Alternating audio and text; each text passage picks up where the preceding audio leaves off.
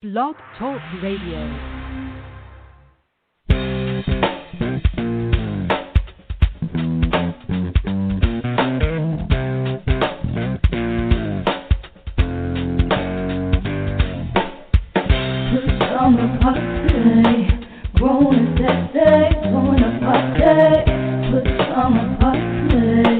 Party crew, keep it real for you. No clothes allowed. It's summer party. Grown and sexy, join the party. Put summer party. Party crew, keep it real for you. No clothes allowed.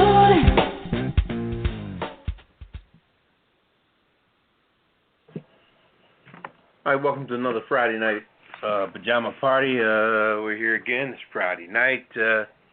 Welcome.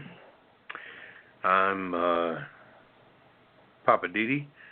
I'm here with Ketel. Hello. And Redwine. Bonsoir, darling. How's everybody?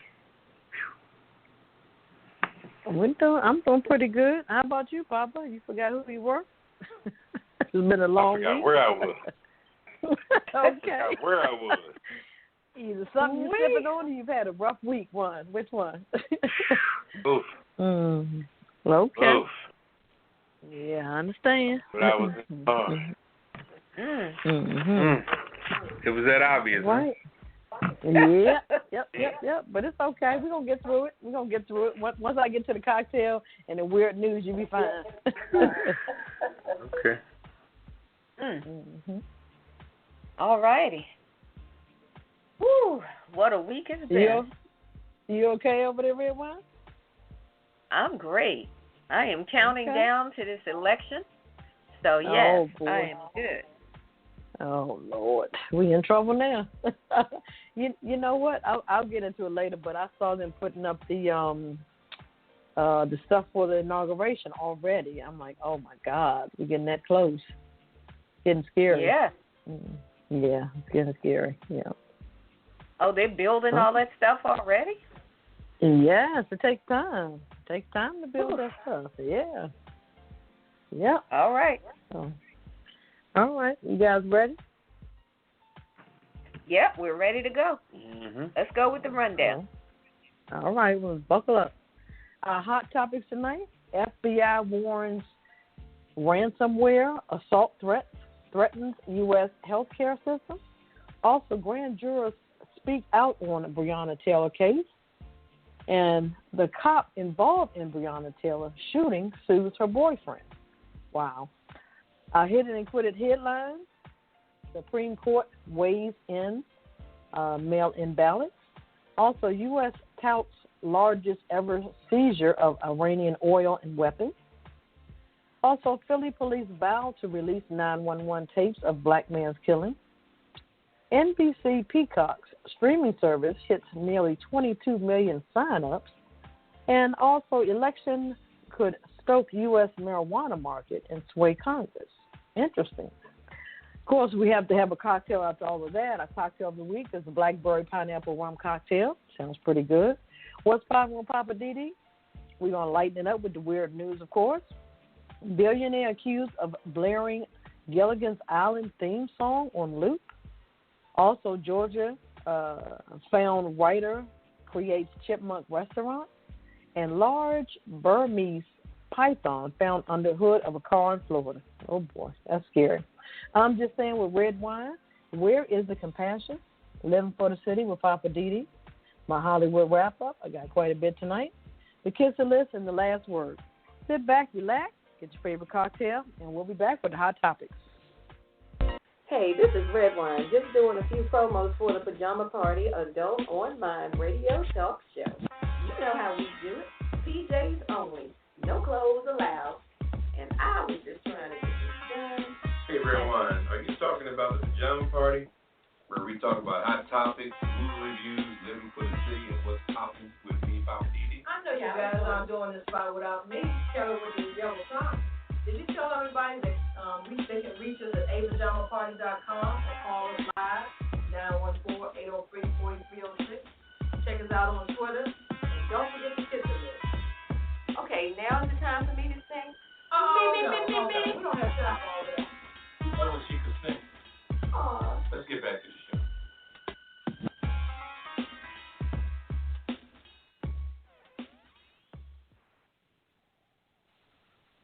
All right, welcome back to Pajama Party. I'm one of your hosts, Poppa DD. I'm here with Ketel.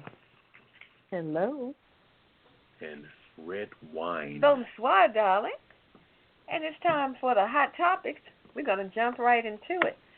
And I'm up first, so let's talk about this whole FBI is warning about ransomware. Oh, man.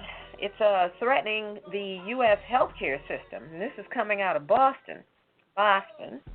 Federal agencies are warning that cyber criminals are unleashing a wave of data scrambling extortion attempts against the U.S. healthcare system that is designed to lock up hospital information systems, which, of course, is going to hurt patient care. And, of course, that's the last thing we need during a COVID-19 situation. Now, this came up in a joint alert on this past Wednesday. FBI and 2 federal agencies are warning that they now have credible information that there's been an increase of cybercrime threats to U.S. hospitals and healthcare providers. And what's happening is that people, they haven't quite determined where it's coming from, I guess, yet. But whoever these people are, they're trying to hold information hostage in order to get money. So I don't know if they're going after the most vulnerable systems, but, you know, of course, there's conversation about whether or not it's coming from the Russians or if it's coming from, you know, I don't know. But they're saying there's some Russian-speaking criminal gangs that are mixed up with some stuff pertaining to interference with the election. You know, there's a whole lot of talk, but I don't know if anybody else has heard anything concrete. I just hear a lot of chatter about what they think it might be.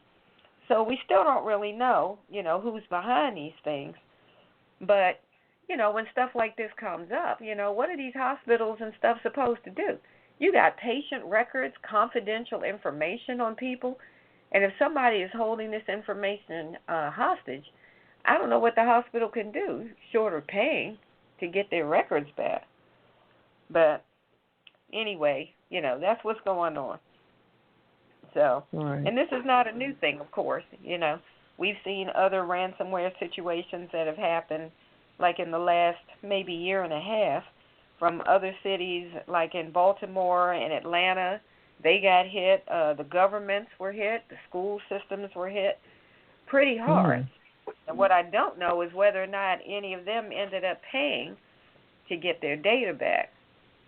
But, yeah, I mean, this is what's been going on. You know, people always find a way to create new ways to create crime, I guess. So, I don't know. That's crazy. My thing is, well, I guess this day and age, that's what's going on, like, I guess, quote-unquote, cyber type ransom things. You know, people don't knock you in the head no more and go kidnap somebody for ransom. Now this is all done on the computer. It amazes me, and it's like, you know, it's like you're on a chokehold. You know, whoever you are, because like you said, all your information and stuff is just out there. You know, just open. Yeah, true. Yeah, it's just crazy. But you know, what do you do? You know, do you pay the ransom or do you, you know, negotiate or plead and beg and say, you know, don't do it? But it's all about money. That's the bottom line. So. Yeah. You know, and like I said, if they got all your data, they got all your information, your records. I mean, this isn't just patient info. They have, like, your payroll information. They have information about how the hospital works, all their internal records and stuff, you know. Gosh, they got all kind of records. Right. So, I don't know if they're going to pay or not, or if the FBI can get to the root of who's doing it. And I guess if you catch the cyber criminals and force them to release records. But so where'd you say this was? This particular one was coming out of Boston. Interesting. But, yeah, there have been others. So, yeah, people got to watch your records, watch your data. Yeah. Gotta watch everything. My goodness. It's hard. This is a cyber world right now. You know, everything is on that particular computer. Nothing, even your backup files is on the computer. That's the second thing. You know, when you're dealing with Apple phones, everything is backed up on your phone. You know, so. Yeah, they want us to put everything in the cloud, but how secure is the cloud? Yeah, that's a good question. Yeah. Yep. You can. Yep. All right. Okay. You guys got any questions or comments we're talking about? Hit us up tonight. 914-803-4306. And press 1. Yep, to get in the queue if you want to make a comment. All right. Wow, this is a big story. Breonna Taylor. After the grand jury speak out, Breonna Taylor's mother wants case reviewed. I don't blame her. The mother has expressed her disapproval for how the Kentucky, here we go. Remember what I said, Kentucky Attorney General Daniel Cameron handled her daughter's case and has formally requested for the case to be presented to a new grand jury by an independent prosecutor. Tamika Palmer submitted a request for the release to the Kentucky Prosecutors Advisory Council. Good. And she's saying that Cameron's handling of the case, quote unquote, undermines the trust and integrity of the entire process. So, you know, so in September, Cameron announced that the former LMPD officer, Brett Hackinson, put him on the kisser list, would be charged with endangerment due to the bullets that went into the apartment next door. None of the officers involved in the shooting were charged with Taylor's death. Wow. So it goes on to say 2 anonymous members, this is talking about the jury, members of the grand jury have since spoken up over the indictment, saying they disagreed with Cameron's decision to only present endangerment charges. They expressed frustration with the entire process during an interview at CBS News. So, you know, they speaking out. So that's good if the mother's going to do that. It needs to be done because justice, you know, justice hasn't been seen yet. And I agree. It's a stamp mess. That's what it is. But it's a big cover-up, I believe, and it's going to eventually come out. So. You quiet tonight, Papa? Yeah. You all right? What you think on what's going on? Yeah, I'm okay. Yeah, I saw that interview with those 2 jurors. Mhm. And I completely agree that her mother should continue to pursue that because that was a mess. That thing was botched up. And Cameron, that Attorney General, should be ashamed of himself. Yeah, I agree, and I think he's getting something up above, like some big wigs are telling him, look, you better shut this thing down, and you know he's going to end up losing his job because he's going to abruptly leave. I'm quite sure after you know she does this. Because, what was that officer's name? I'm sorry. Let me get his name to add to the kiss it list. Okay. Brett, B-R-E-T-T, Hackinson, H-A-N-K-I-N-S-O-N. Okay, got it. All right. But, okay, you know, well, I hope it works out for her. Yeah, the juror, number 1, believed there was enough evidence presented to justify homicide charges against the officer, but you're going to knock it down? I mean, come on now.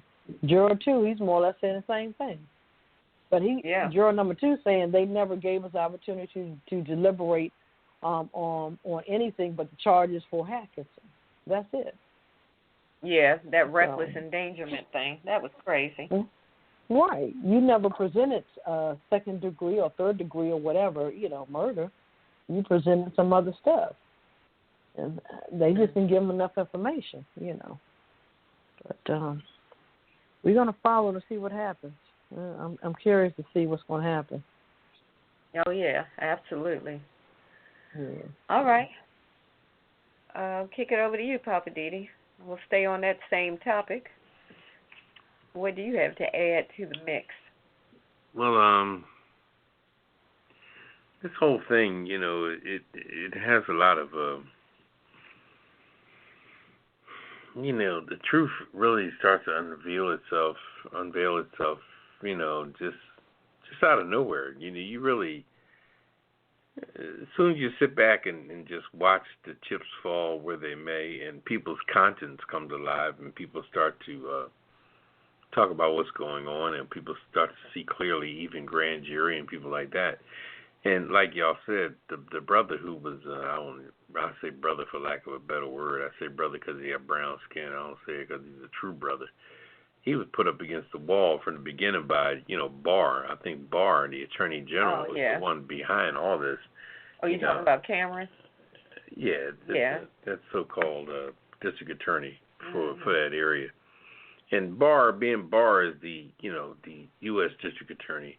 I'm sure he threw some threatening stuff at him, which is very prevalent today with all this anger and bullies and all this stuff. I mean, it's nothing worse in the world than listening to a bully or just being guided by a bully, because a bully doesn't really have no true distinction. A bully is only a bully as long as they have room to roar, because deep down inside they don't have anything. Most of a bully's antics is based on fear. Bullies in school is that they're in the schoolyard because they're dumb as hell. They don't go to class, they don't know books. They're dumb as hell. They don't know anything. That's why they're bullies, because they're on the outside looking in a lot of cases. So they're trying to bring people down based on bringing people to their level. And but we'll get into that later. But the main thing on this particular subject is concerning the gentleman who was shot. The cop is suing her boyfriend, and I take issue with the fact that during his interview with the ex-football player Michael Strahan was interviewing him in an interview, and he said some foul stuff concerning George Floyd, saying that George Floyd wasn't a model citizen, and you're not understanding that. Strahan is interviewing you, and Strahan is black first. And Michael Strahan said, well, I don't really see what that has to do with the case. Strahan tried to break it down just as professional as he could, telling this guy, why the hell are you talking about the character of George Floyd? Right.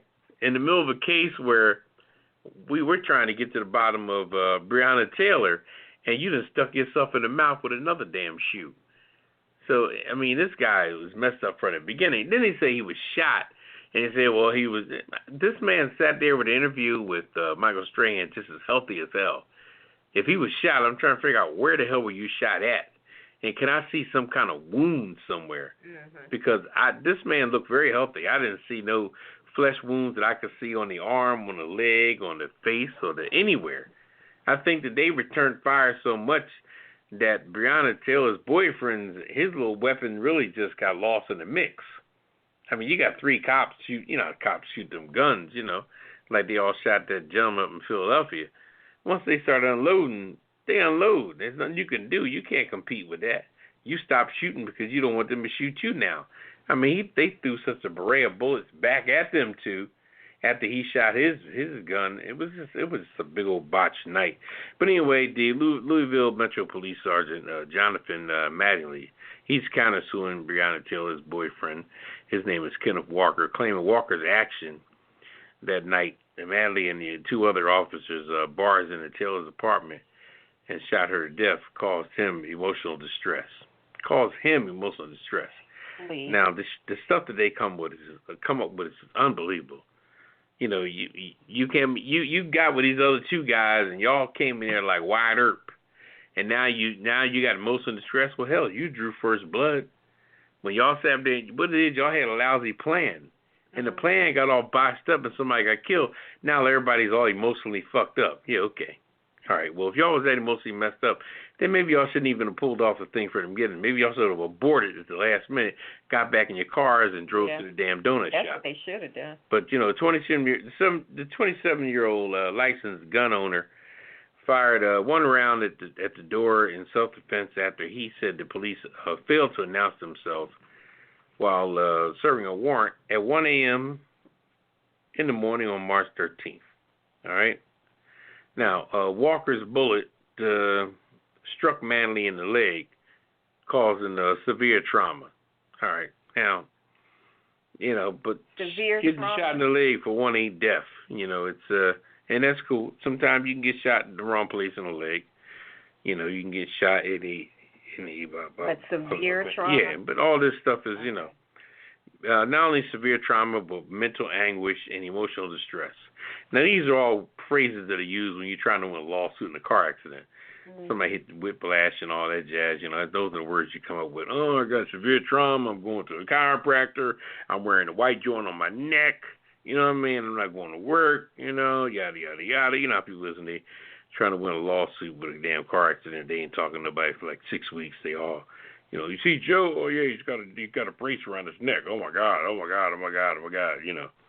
So Walker's conduct in shooting Manley is outrageous, intolerable, and offensive by all standards. Oh, he's offended?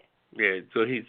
Please. So he's just But anyway, Manley's attorney, his name was Ken Wecker, told this. It's called the Circular Journal in a statement that this client is entitled to and should use a legal process to seek a remedy for injuries that Walker has caused him. Now, you shot bullets back at him, so I don't really think nobody's do a damn thing because it was a fair fight and made the best bullet win. But it's just crazy. So the plainclothes officer who used a battering ram to enter their home responded by firing more than 24 bullets, fatally striking the 27-year-old MET. All right, now it's 24 bullets, 24 shots. He's claiming how he's traumatized. Now, Brianna and her boyfriend had to tolerate 24 bullets, most of them hitting her. I don't think he got shot at all. So, what about her? I mean, what could Breonna Taylor say about this if she was alive? What would be her? It's amazing how dead people can't speak, so you can just put any blame you want on them. If a plane crashes and a pilot dies, human error. Yeah, he messed up. Yada yada yada. You can always blame a dead man. Dead man can get anything hung on their ass. So, but the whole thing in a nutshell on this is this guy now is trying to draw first blood by throwing that at him. But my recommendation, first of all, is that I didn't think that when Breonna Taylor's boyfriend was being interviewed by Gail, what's her last name, King? Gail King. Yeah, Gail King. I don't think that anybody in the middle of the investigation should be interviewed without a lawyer next to him. That's necessary. This is an ongoing investigative situation. You can't let anybody, whether it be Gail King or Michael Strahan or whoever's in you from one of these national networks, really get the upper hand on you when it comes to talking to you, whether you're innocent, guilty, or what have you. This is what you pay a lawyer for, is to tell you, they lean over and say, no, don't answer that. Don't answer this here. Don't say this. Don't say that. You can't get excited or can't get it. Just like when they were interviewing R. Kelly. He was doing all that yelling and crying and all that stuff. He shot himself in the foot as well. He should have had a lawyer telling him what to answer and what not to answer. Don't freak out. Keep it cool. He's in there begging and crying and all that jazz. So he just... Gail said Robert. Yeah. That's why she became a psychiatrist and shit. So. Robert called. Yeah, that was crazy, Robert. Yeah, you never should put your guard down. She got a lot of praise on that interview. Everybody said she did a great job because she kept her calmness. Yeah, yes, crazy. Yeah. Mm-hmm. Yeah, well, he was stupid enough to go in there without a lawyer, so. Yeah. You got a good point there, Papa. Yeah. But I think at that point there wasn't. I don't think it was a pending investigation at that point. The trial had already happened. They had come up with that wanton endangerment bullcrap, and at that point, it was pretty much a done deal. No, nothing's a done. Well, I'm saying as far as the case that had been presented by the Attorney General Cameron and the grand jury, all of that was done. Yeah, but representation should always come into play. It doesn't matter where the case lies. You got to protect yourself. Oh, I'm not disagreeing. I'm just saying, but it wasn't still like the case that was presented was not ongoing at that point. But I do agree that it's always wise because there could be other suits, and stuff that come up. So right. Because of that, it would make sense to make sure you have some legal counsel to make sure what was his name? We need to put him on the kisser list. Who, the cop? Yeah. I got him, Brett Hankinson. Good. Okay. Is that him, Brett Hankinson? I'm sorry, No, Jonathan Manningly. Yeah. Okay. All right. Let's get it right. Well, if you guys got any questions or comments, hit us up tonight, 914-803-4306. Press 1. Get in the queue if you have a comment. If not, just continue to listen out there. All right. Take a little CC? Yeah, let's do that, and then we're coming back with the Hit It and Quit It headlines on the Pajama Party Show. We'll be right back. Looking for a new cocktail to serve at your next dinner party? Trying to figure out what pairs well with your main entree? Then you need to visit the Cocktail of the Week archive at apajamaparty.com. We've got a list of all the cocktails we've featured on previous Pajama Party shows with recipes and pictures of the drinks. And believe me, we've had some good ones. And while you're on the website, visit the archives for previous shows. Just click on any date and you can hear the shows again and again. We've got you covered at apajamaparty.com. And tell a friend. They'll thank you.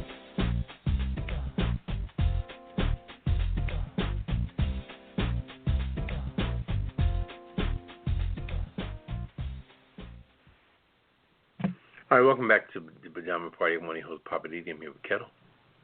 Hello. And Redwine. Bonsoir, darling. Ooh, it's Friday night on the Pajama Party Show, and it's time for the Hit It and Quit It headlines, where we hit them and quit them. You sure about that? Or at least that's the plan. Oh, that's the plan. That's the plan. Okay. It's always planned that way, but it doesn't happen. Yeah, that's the plan. Okay. All right. Let's hit them and quit them. All right. I don't know if we're going to be able to hit and quit this one, but this is about the Supreme Court let some states count mail-in ballots received after the election date. Wow.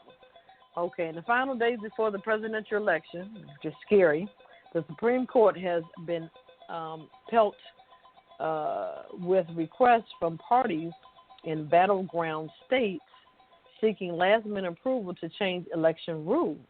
Wow. Especially regarding whether mail-in votes can arrive after election date and still be counted. The court issuing some of the orders after hours has navigated minefield with justice seeking conscience and coherence where possible. Okay, all that legal jargon shit. Okay. The situation was complicated by the fact that emergency requests came in before and just after Justice Amy Coney Barrett took the bench. But she didn't, I guess she didn't have enough time to look at the information and everything, and cause she came in on Tuesday, and I think they ruled on Thursday. I think that's what the president was trying to do, get her in before. So in North Carolina,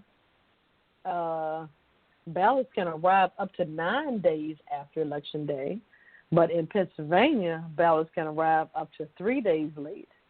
And in Wisconsin, the court said ballots must be in by election night. So at least Pennsylvania and North Carolina has some leniency, but that's a long time, 9 days after. I'm surprised they let that go through.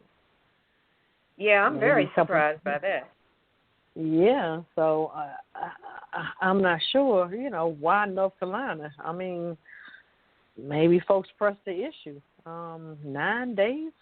So that's a week and 2 days. I mean, that's interesting.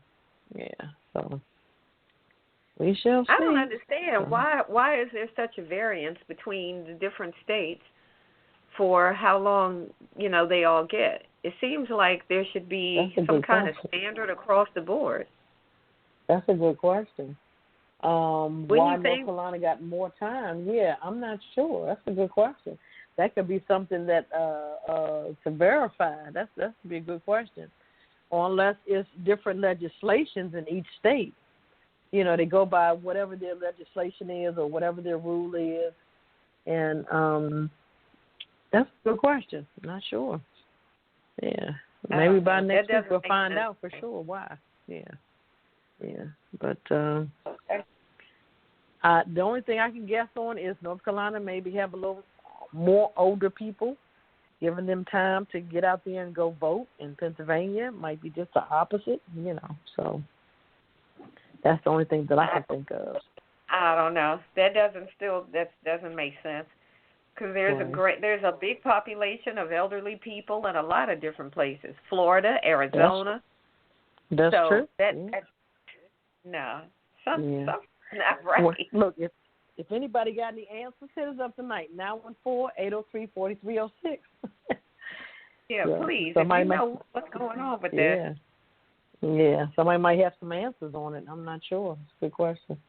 But that's interesting how the president was trying to get Amy Barrett in there because he probably knew what was coming up as far as these decisions and stuff right here. So I'm not sure. Is Pennsylvania and North Carolina, are they red states or are they blue states? I'm not sure. I don't know. But he definitely wanted to have her in place because if any decisions needed to be made from the Supreme Court level, he wanted to have as many justices who could potentially vote in his favor to be on the bench. I mean, we already knew that. But his con artist self. Anyway. All right. North Carolina looks like a red state. So, okay. Yeah. That's probably, that sounds right.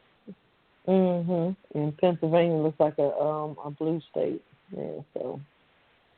Oh, well. Interesting.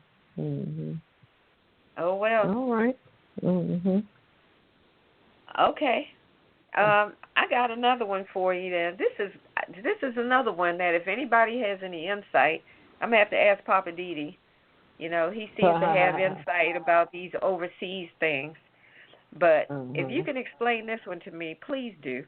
The U.S. announced on yesterday that they sold petroleum from the largest ever seizure of Iranian fuel for more than $40 million, and they say they're going to direct most of the proceeds to some kind of fund for victims of state-sponsored terrorism. Now, when I first heard this, I was like, wait, what?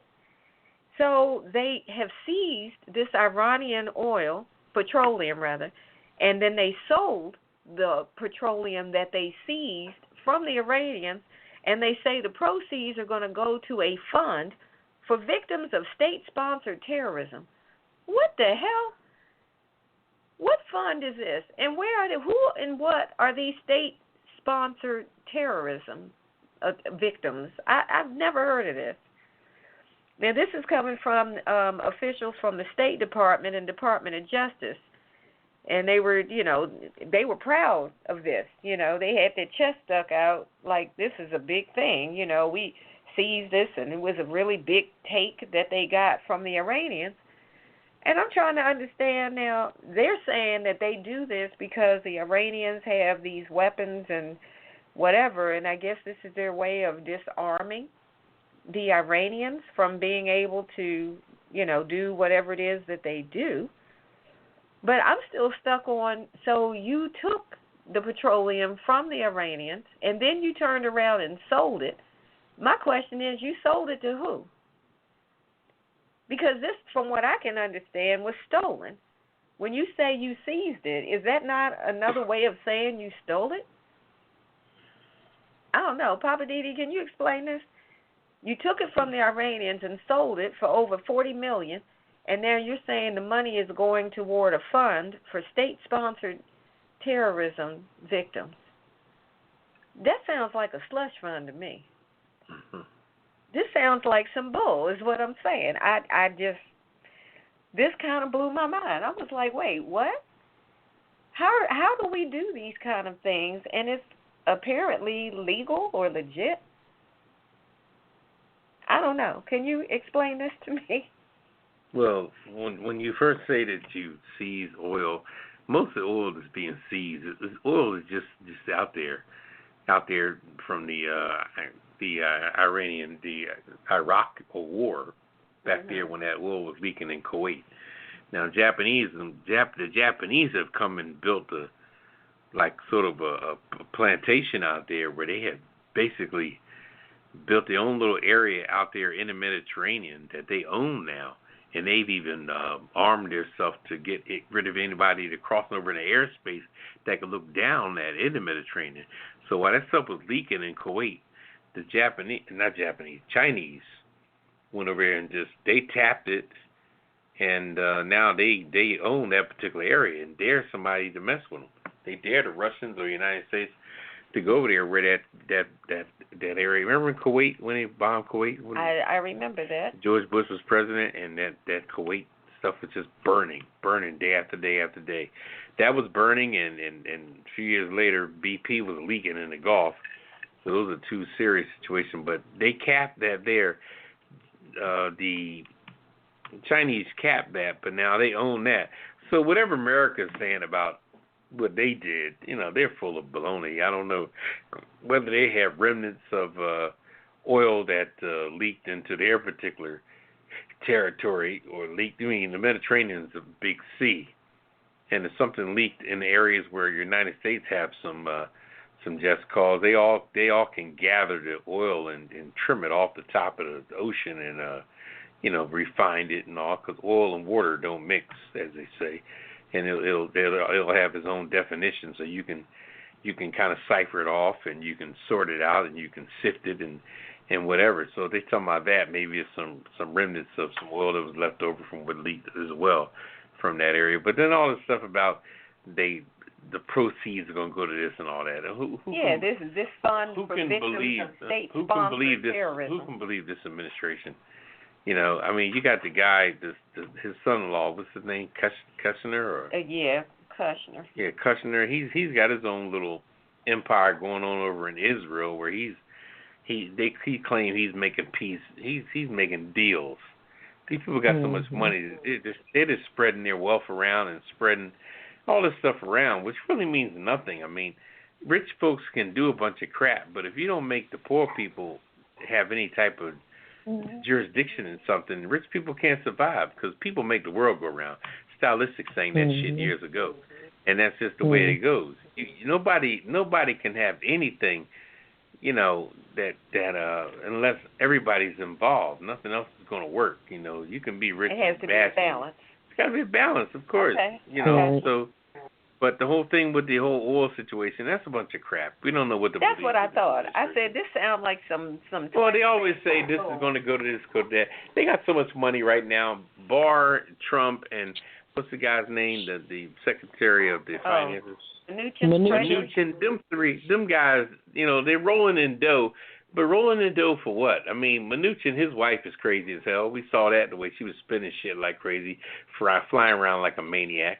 Like I said on last week's show, Trump and his wife, they don't even hug each other after the damn debate, so we know they're not fucking for sure. And then you got, so what else you got? I mean, and then Barr with his fat ass. Have you ever seen him linked to a woman at all? So he probably masturbates his fucking day through. So who knows what the hell they do? No, I haven't. I mean, these guys, they got issues of their own. So who? They got money to keep them warm. Well, but money, what is money? Money does not. Yeah, that's true. Money isn't. I'd rather see a person in a nice. Those things. Those, what do you call those, Winnebago? Well, Winnebago was a big thing, but those trailer houses you drive on the highway. Oh yeah. I love to RV. I love to see a nice brand new RV pulling a Jeep, pulling a small car, then pulling a bicycle, and then the bicycle pulling a tricycle. I like to see all that. That shows you doing something with your money. Mm-hmm. Where you got all this shit going on the highway. Say, damn, boy, you see that? Boy, that was an RV pulling a bike, pulling a car, pulling a bike. And the person just going with their life down the highway, showing that their money is doing something. But just to be able to pull up your Swiss bank account and look at your $20 million every day while you jack your Johnson in a chair, what the hell does that mean? That doesn't mean shit. But anyway, Okay. Anyway, am I up? Yeah, you're up. Okay. Thank you for explaining that. Like I thought, that was some bull. You got me working overtime. You need to answer your own questions in the future. All right, hit it and quit it. Philadelphia police vowed to release a 911 tape of the black man's killing. This is in Philadelphia. Philadelphia police they pledged to release the 911 tapes and police body cam footage of the in the near future. And the shooting death of the black man with a history of mental health problems, the death that prompted protests and widespread vandalism and overnight curfews days before the election. This situation really could have been avoided. You know, they paced them. They're in the neighborhood. You got two white guys that clearly aren't from the neighborhood. You know, Philadelphia's my hometown, so we're talking about my city now. This is a place that's built on row homes and things of this nature. But when you put two white cops that aren't from Philly at all, and they're pacing the area, they're scared to death about the whole neighborhood, you know? And they got their guns drawn. Now, once your guns are drawn in a neighborhood that you're not familiar with, just like if I was a black cop and my gun was drawn and I'm in Runnymede, New Jersey, or a suburban town in Maryland, or a suburban town in D.C., I'm out of my league, you know? Mm-hmm. Poor people or people that are middle class, if we're in a high society neighborhood, you're just as out of place as you are as a high society person is in a poor neighborhood, you know? And unfamiliarity is it's national, no matter what side you're on. It's just unfamiliarity.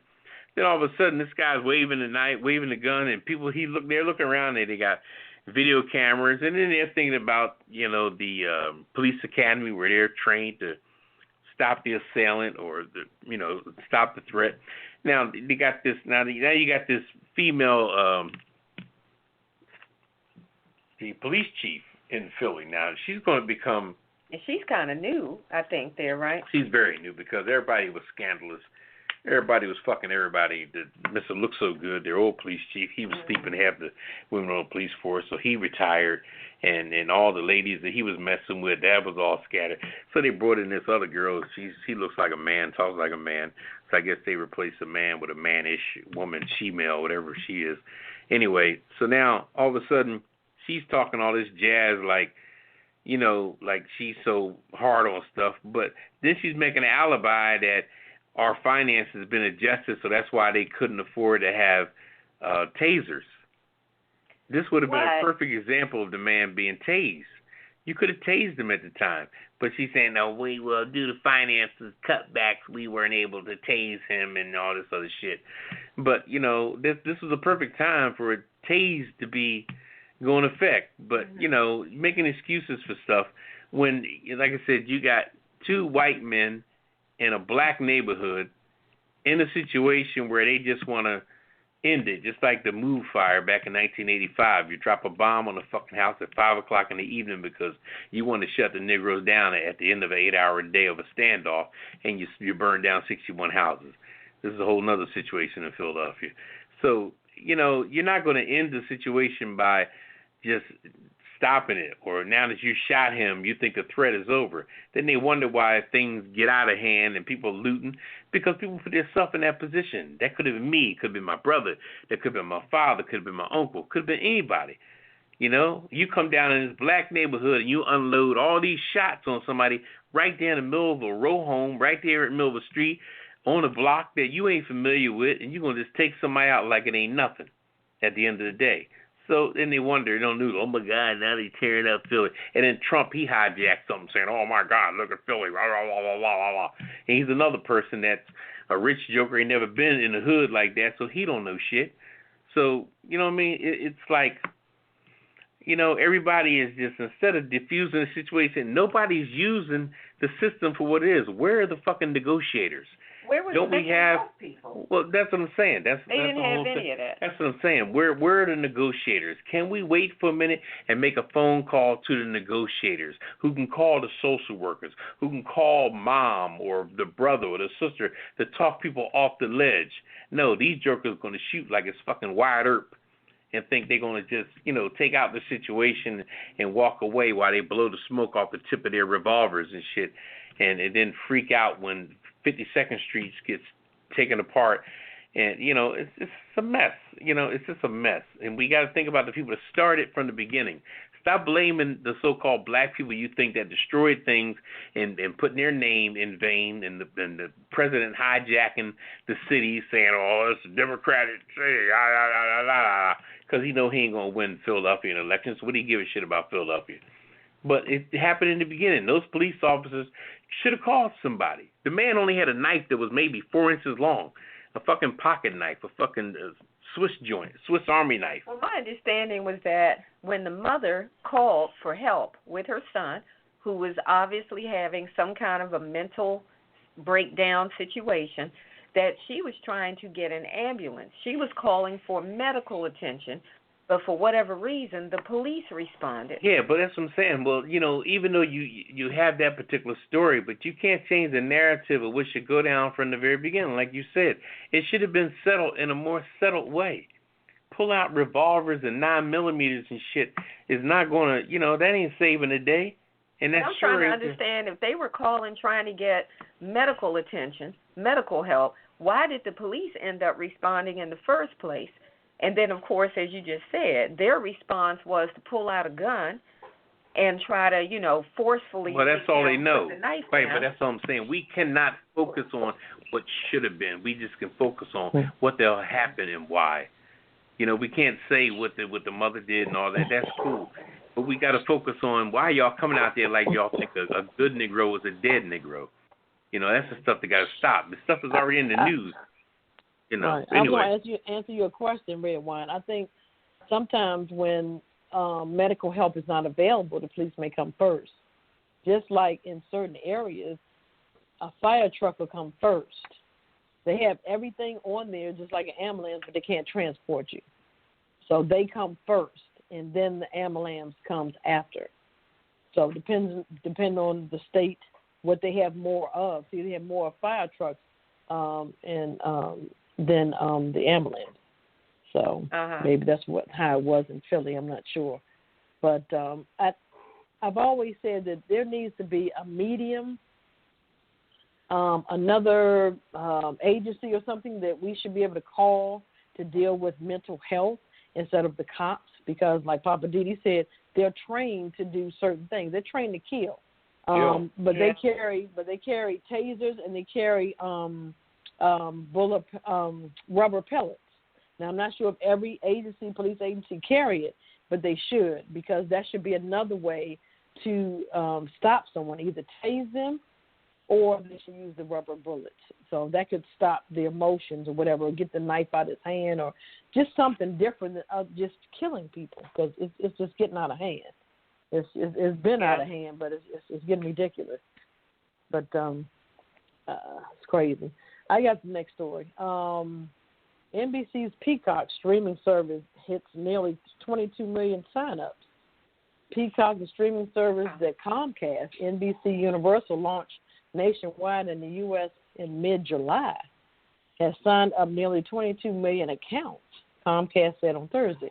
That includes people who registered with Peacock when it rolled out just to Comcast pay TV customers in April. So by the comparison, HBO Max and the premium cable newer, bigger app that rolled out at the end of May has signed up 8.6 million accounts in 4 months. And HBO Max is $15 a month. You got competing people like Netflix, Disney Plus.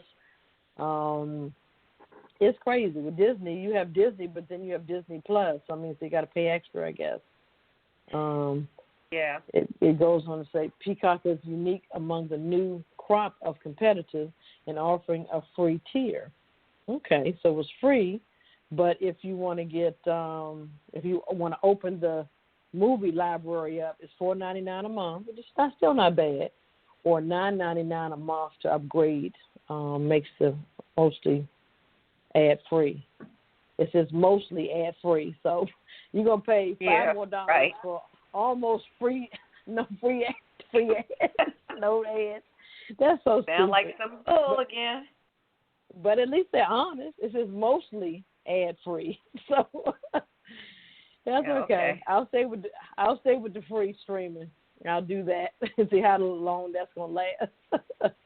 But that's a lot of accounts. If they just push this out in July, so, I mean, I guess everybody's staying home. What else we got to do? Shit. Yeah, that's true. Got us on lockdown. Where we going? Yeah. So, it makes sense. But, yeah, that's it on that. Mm-hmm. Okay. Well, I've got the last one. Voters in 4 states could embrace broad legal marijuana sales on Election Day, and a sweep that could highlight how public acceptance of cannabis is cutting across geography, demographics, and the nation's deep political divide. Now, this coming November 3rd, we've got contests regarding legalization of marijuana in New Jersey, Arizona, South Dakota, and Montana. And these 4 states could also shape policies not only in their states, but in Congress, as the White House is looking at, well, not just the White House, but as Congress is looking at the legality at a federal level of marijuana. So, you've got, as most people know already, most Americans that live in states where marijuana is legal in some form or another, and now there are 11 that have fully legalized the marijuana drug, I guess, it's a drug, for adults. That includes Alaska, California, Oregon, Washington State, Nevada, Colorado, Michigan, Illinois, Massachusetts, Maine, and Vermont, and Washington, D.C.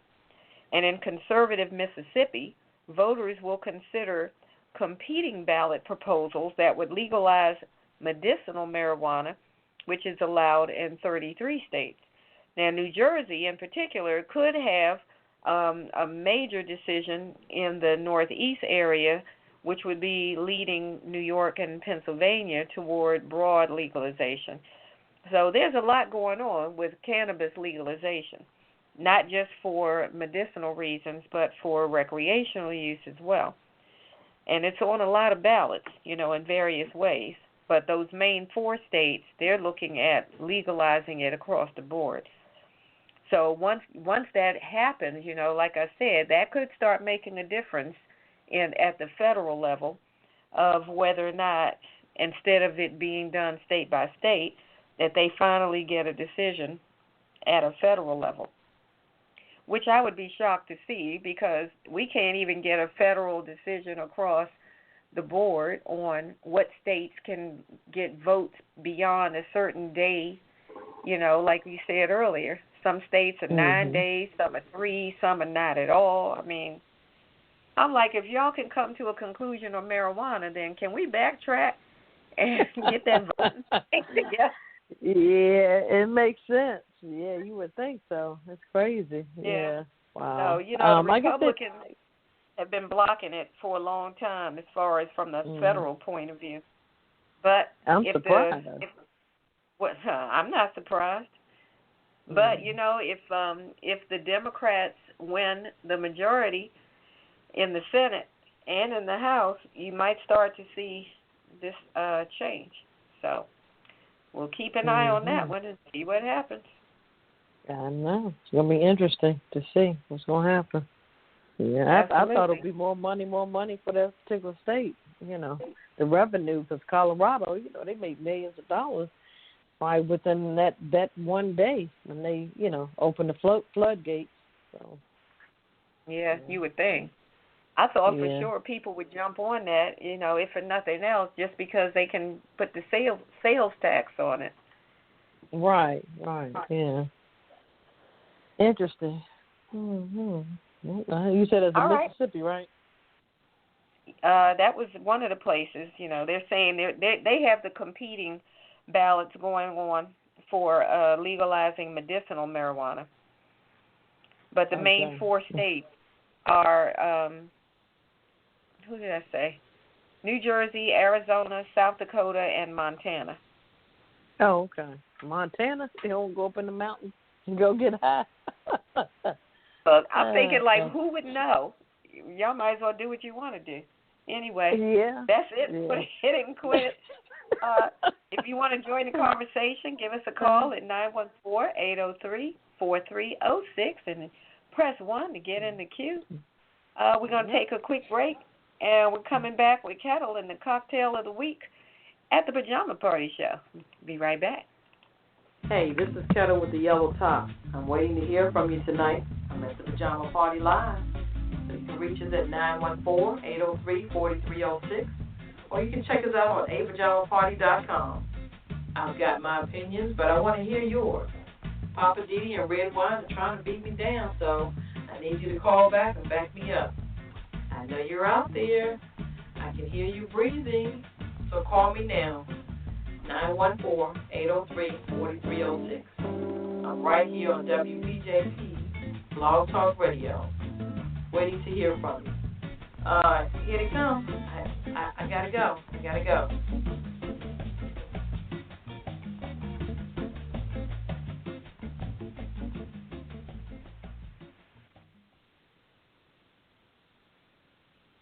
All right, welcome back to Pajama Party. I'm one of your hosts, Poppa DD. I'm here with Ketel. Hello. And Redwine. Bonsoir, darling. It's time for Ketel and the cocktail of the week. Like the Bama of the week. Yeah, but this is much better because it's the cocktail of the week. You like that? All right, we're going to punch it up a little Absolutely. bit. This is called the Blackberry, right? This is called the Blackberry Pineapple Rum Cocktail. I've noticed a lot of people have gotten interested in rum, especially dark rum. So I said, let me choose a cocktail appropriate. This cocktail gets its beautiful, deep red purplish. Oh, you'll like that, red wine. Hue from the blackberry syrup.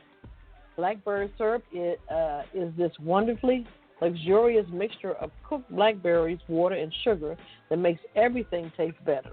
This cocktail runs smooth and drinks like a punch. So our ingredients for this blackberry pineapple rum cocktail is 1.5 ounces of dark rum, a half an ounce of Grand Marnier, 3/4 ounces of the blackberry syrup, a half an ounce of fresh lime juice, 1 ounce of pineapple juice. And the blackberry syrup is 6 ounces of fresh blackberries, 1 cup of granulated sugar, and a half a cup of water. So we're going to add ice to the mixing glass. Pour in dark rum, Grand Marnier, blackberry syrup, lime juice, and pineapple juice. Oh, you might like that one, Papa. Stir until mixture is cold. Strain cocktail into a serving glass with a big ice cube. Garnish with fresh mint, blackberries, and a slice of lime.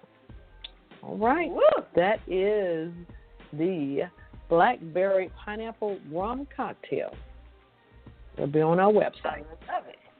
Yes, I love it. All right. And the cocktail of the week is brought to you by DC Homegrown Entertainment. Check them out at dchomegrown.com, our parent company. They sponsor the cocktail of the week and the Kiss It list, I believe. All right. Thank you, Ketel. That was excellent. Whew. I can't wait to give that one a try. All right. Let's go over to Poppa DD. And what's poppin'? What's poppin', Poppa DD? Man, there's so much you don't even know where to begin. The one thing I want to talk about is I look at these so-called white boys, these malicious guys who they act like they're armed and ready to protect the country, defend the country during the election. You know, they got their fatigues on and they got their guns and all their little long rifles, and they out there in the woods shooting. Even was a couple females in there also. They all got their little stuff on. They're talking about they were in the person from the news company was the news affiliate was asking them, well, do you guys believe it's going to be a civil war? And one of them said, well, we're already in a civil war, and they're all ignorant. They all got their, it's almost like a modern day KKK more or less, but they're all in their camouflage fatigues, and they got guns over. They got 2 guns on their hip. They got a rifle in their hand. They got all this ammunition and all these guns. And they're talking, yeah, we're ready to night the election. We're ready to blah, blah, blah. And it's like 25 of them with all this ornament and all this ammunition and all these fatigues. And they're out there in the woods shooting and stuff like that. But I said all that to say that, as long as you're being the aggressor, you always feel like you got more heart than you really do. You know what I mean? And you're talking about a civil war only because you think that you've been out there for the last 6 months and you've been shooting and y'all got makeshift things and all this stuff and you shot a bunch of oak trees and whatever you're doing. But what do you do when somebody's shooting back at you? You know? What do you do when people of color unite and now they got guns? And I don't wish this to ever happen, because the end results of that would just be a bloody mess. But what do you do when people now are shooting back at you, or people are out slicking you, and half of them have big old stomachs that were fat, out of shape, you know what I mean? But what if you get a bunch of in shape people, and they coming at you like the New Orleans Saints football team? Not only are they in shape, they're limber, they're athletic, and they got guns just like you. And you got these big ass stomachs, and you're all out of shape. Anybody can talk a good game, as long as the odds are one-sided, But when you got somebody with a gun pointing back at your ass, and they got just as much ornament and ammunition as you have, and they're shooting back at you, now where do you stand? Now you're calling foul. Now you're saying, what are those black people doing with those guns? Now all the racial stuff is coming out where, where'd they get those guns or why? I mean, I could just hear it now. I mean, my goodness, if they're shooting black folks without being armed, imagine if they're armed. They'll call the police in a minute. They wouldn't even want to battle the situation. But they can always, and I'll keep this short, you can always go against somebody. A bully will always go after somebody that they deem isn't going to be responsive to what they're saying. A bully can talk a good game, a strong game. I'm a bully. They're like a bull in a china shop. They're like the Tasmanian devil until somebody comes back at them. And bullies end up getting their ass whooped in the schoolyard anyway. How many times you heard where a little third grader goes home and his father teaches him how to fight in the backyard and he goes back to school. He's tired of his lunch money being taken. And his father teaches him how to box and he goes back to school and whoops the bully's ass. That's classic shit. Because now the opposition is up against you now, so what are you going to do? You can't just show aggression because you feel you got more firepower than somebody else does, because it's not really firepower that wins the war. It's strategy, common sense, manipulation ability. Just like a football team. You got offense, defense, special teams. That's the stuff involved in winning a conflict. But these jokers are just bullish, and they got that Trump overtone. They listen to the dog whistle that Trump is blowing, and they go out there like goddamn fools. Half of them are ignorant as hell, live out in the damn sticks in the woods. They're fucking their cousins and everything else. They're classic jerk-offs, and this is what they amount to. Then you give them a damn gun. Wow, ain't that a bitch? So, like I said, look at the source. And when they get on TV talking all that jazz, they only talk with all kind of arrogance and belligerence and we're going to do this and we'll do this. Why? Because ain't nobody shooting back at y'all ass. As soon as you go out there thinking you tough and the first bullet fly by your fucking nose, you're going to realize, oh, shit, I want to live. They'll be dialing 911 their damn self. I'll leave it at that. All right. All right. That was a good one, Papa. Yeah, I've seen some of them on the news, That guy, I saw one today, he was talking about, the president said for us to stand by. Stand by and stand down. Standing by, we're stand by. We're waiting for his cue. I'm like, his cue to do what? Yep, to act like a fool. Big ass. Yeah, to do what? He got a big ass gun and a big ass stomach. I'm like, what you gonna do with somebody? I'm like, the military does not need y'all. No, they've never been in the military. If you want to be in the military, go sign up. Yeah, exactly. But see, Donald Trump is talking their language. He's talking their language. Exactly. He's talking to them. When he says those things, he's talking to them. And he repeated what he said. Trump ain't out on the street though. Trump got the Secret Service protecting him. And he got the whole armed forces at his beck and call. They ain't got nothing but themselves. But he still has to speak to them. He speaks to them every day. Oh, That's yeah, why he because tweets a lot. Well, because they're ignorant, they have to keep being reminded. Right. You know, they can't retain nothing. So you got to keep telling. That's why he goes to all these rallies.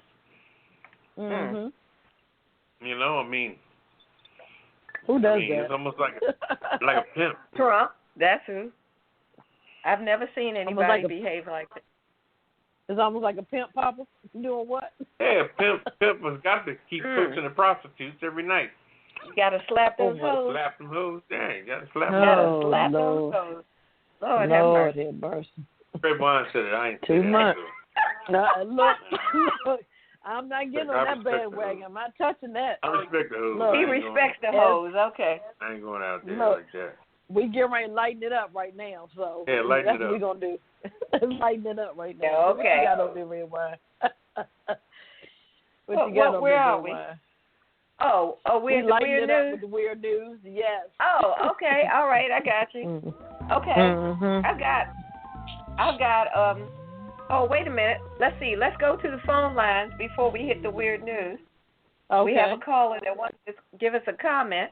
Caller, welcome to the show. Go right ahead with your comment. Hello. Please don't slap the hoes.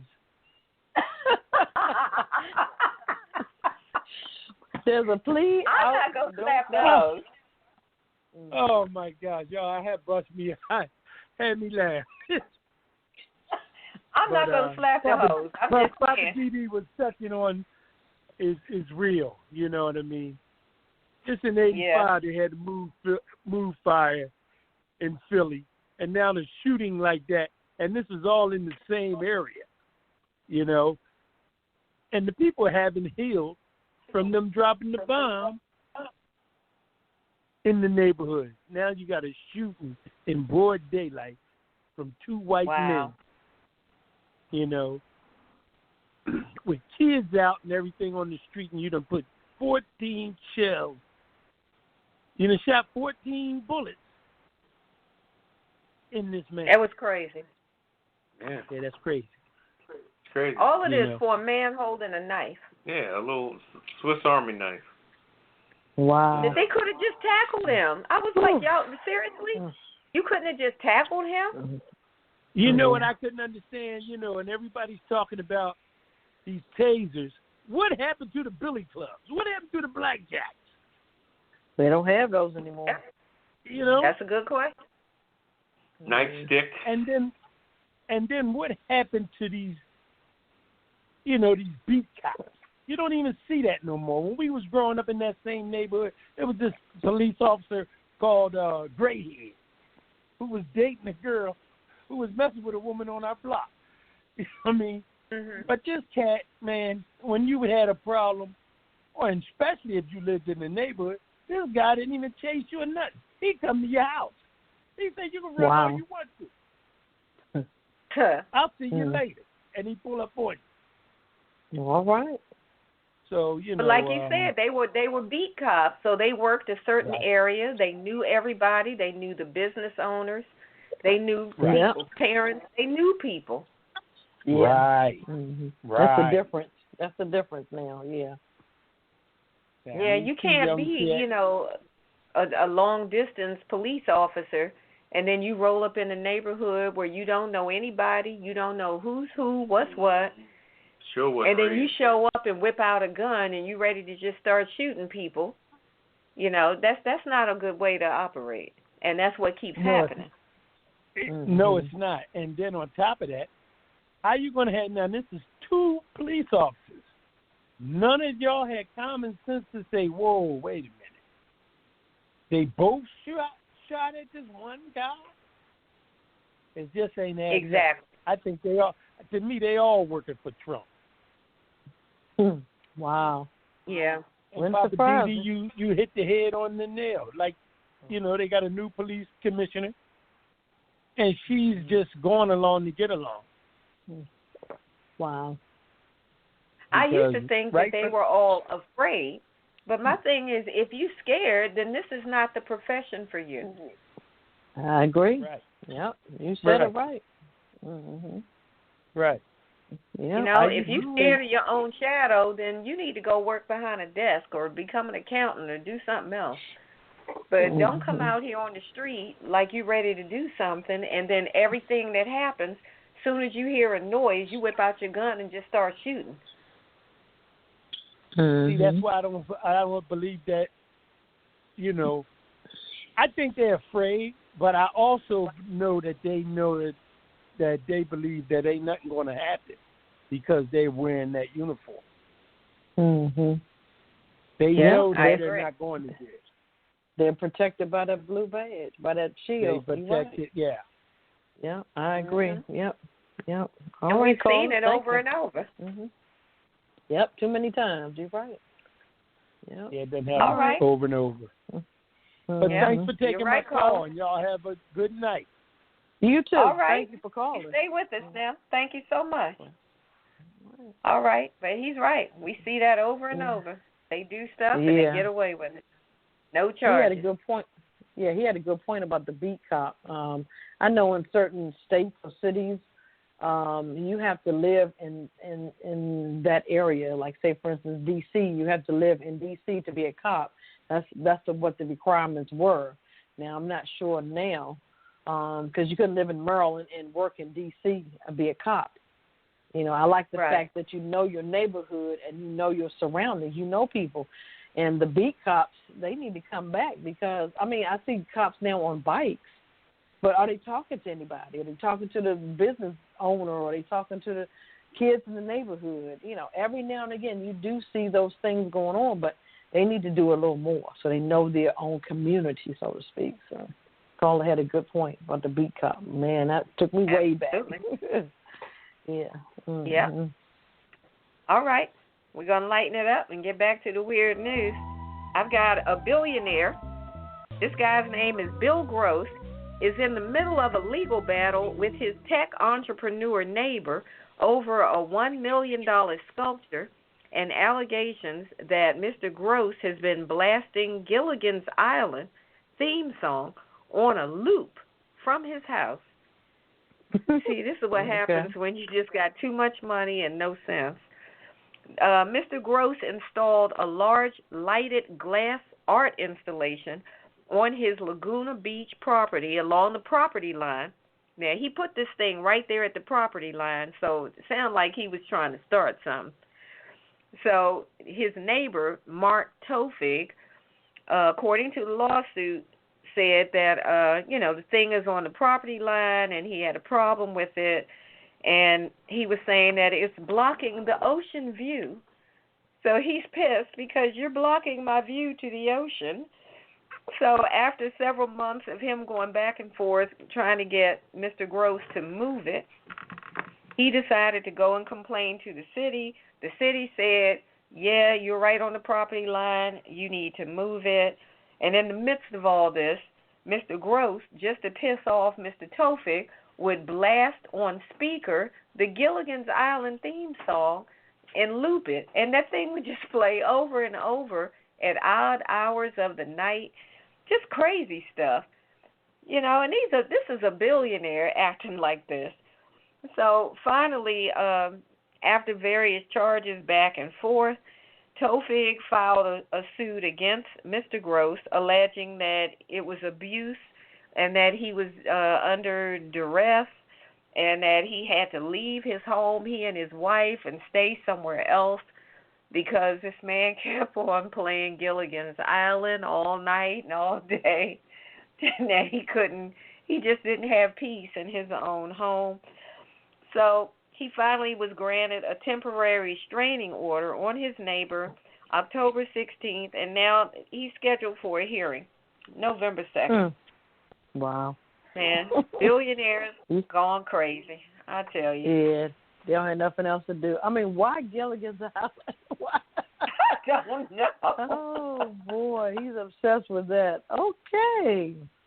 I can imagine that would be irritating. Anything else but that. All right. Georgia food writer creates chipmunk restaurant. Okay. Let's see what he's on. A Georgia food writer who missed visiting restaurants because of the COVID-19 pandemic, found a unique way to bring the experience home, creating a miniature eatery for a chipmunk that frequents her front porch. Okay, I do remember seeing this story on the news. Her name is Angela Hansberg of Tucker, said the forced closing of restaurants during the COVID-19 outbreak came as a blow to her, both professionally and personally. Her chipmunk restaurant project began when her uncle set her a tiny picnic table that she had originally intended to nail to a fence for the squirrels to climb. So she said, I set it down on my front porch while I took the packaging to the recycling bin. And when I walked back, there was a chipmunk sitting there like a little person. I gave him some nuts I had left over from a holiday pie, and he ate them. The next morning I did the same. He came every day, sometimes sitting at the empty table waiting for me. So she started creating chipmunk-sized versions of popular restaurant foods to feed her daily guests. Wow. Oh, my goodness. She named the chipmunk Thelonious Monk. Interesting. She began plating her dishes, learning about what was good and not good for a chipmunk diet, and trying to make entrees using nuts, grains, and fruit. Wow. The food enthusiast said she soon added a miniature bar. Wow. Okay. To the restaurant for serving, rodent-sized sushi and romaine bowls. Wow. Okay. She says one day he came up. She got a lot of time on her hands. Right. She said one day he came up with this little tiny bundle of balled up leaves and put it on the table. So she took that to mean that was her tip, I guess. Oh, my gosh. That is funny. I did see that. That was the cutest thing. I'm like, okay. Wow. I did not see this. That was interesting. I think it was on CBS or something. I don't know. The chipmunk, he would come. I mean, give us something to do. I mean, shit, why not? He's eating good. So she got a chipmunk restaurant for one, sitting there at this little tiny table. Yeah, it's gonna be interesting. That's crazy, but it is kind of cute. No, it would be interesting if she had more. If he had more coming, like maybe his little friend or wife or whatever, a little chipmunk. That'd be funny. Yeah, that would be funny. Boy. Say, okay, I'm gonna bring my posse up here. Can you feed over? That would All be right. funny. But yeah, that was a good one, Ketel. Okay, let's see. We're going back over to, where's Poppa DD? Back over to Poppa DD. He's lost in translation. Yeah, no, he's right here. What's your he's trying not to work tonight, but we're gonna make him do his job. This happened in Florida. It doesn't give a specific place in Florida. I'm at in Central Florida. They found a large python underneath the hood of a car in Florida. I mean, this was a big, fat python, too. And they were actually glad they found it. This was from the Florida Fish and Wildlife Conservation Commission. Said officers were dispatched in Broward County when a resident discovered a 10-foot python underneath the hood of the car. Oh, my God. Right. The as they call the FWC, like I said, the Fish and Wildlife Conservation, said in a Facebook post that the officers responded to the I think it's called Diana Beach area to remove the large snake from underneath the hood of a blue Ford Mustang. The post indicated the post also included video of the python, which is an invasive species in Florida, being removed from the engine compartment and safely captured. And they were glad they caught it because the pythons are really special. They're real big, but they just kind of feed off of birds and mammals and reptiles and things like that, And so what the heck was it doing in the hood of the car? Well, it just was probably in there since it was a baby or it's a small animal, and just positioned itself for whatever reason. Hanging out. They probably, they're right. They probably parked somewhere where they can people probably lived around a lot of different things, a lot of edible things. So he was fat as hell. So he was gonna eat that hood, but he was eating. Oh he my probably God. stuck his hood out, and they probably drove the car. He was probably up against the fender base and was resting in there and went on trips and everything. And good Because gracious. that's considered a warm mammal, right? So they want to stay on the warm things, right? Is that correct? yeah, A snake he is a did. warm Sure mammal? did. Yeah, I don't know. Yeah. Ugh. But it was a Mustang? Yeah. That is so disrespectful. Disrespectful. Does it make a difference whether it's a Mustang Yes, it does make a difference. or Yugo? He could have been in a Toyota or something, and I would have just said, all right. But a Mustang? That's just disrespectful. I'm going to put that python on the kiss it list. OMG. How dare you? Boy. How dare you get up in the inside of a Mustang? We might need to take a little sissy break so we can regroup. Just saying, the noise. We might have to regroup on this python story, Papa. You done brought it there. We might have to regroup. Yeah, we'll do that. There go a python. Right. The audacity. All right, we'll take a quick break, and then we're coming back with moi. And I'm just saying, on the other side of the break. We'll be right back. This is the Pajama Party coming to you live. What's on your mind? Call us on 914-803-4306. Got an opinion? Or just want to say hello to the crew? Hello! You know what to do. Call 914-803-4306. If you just want to listen to the show online, go to www.apajamaparty.com and click the banner in the upper right corner. But if you want to talk to the crew, you need to call us on 914-803-4306 and press 1. We'll get to your call as soon as possible. It's nothing but fun and a pillow fight every Friday night at the Pajama Party. And remember, PJs only, no clothes allowed. Now back to the crew and more of the Pajama Party. Bartender, another round for the house. Thank you, darling.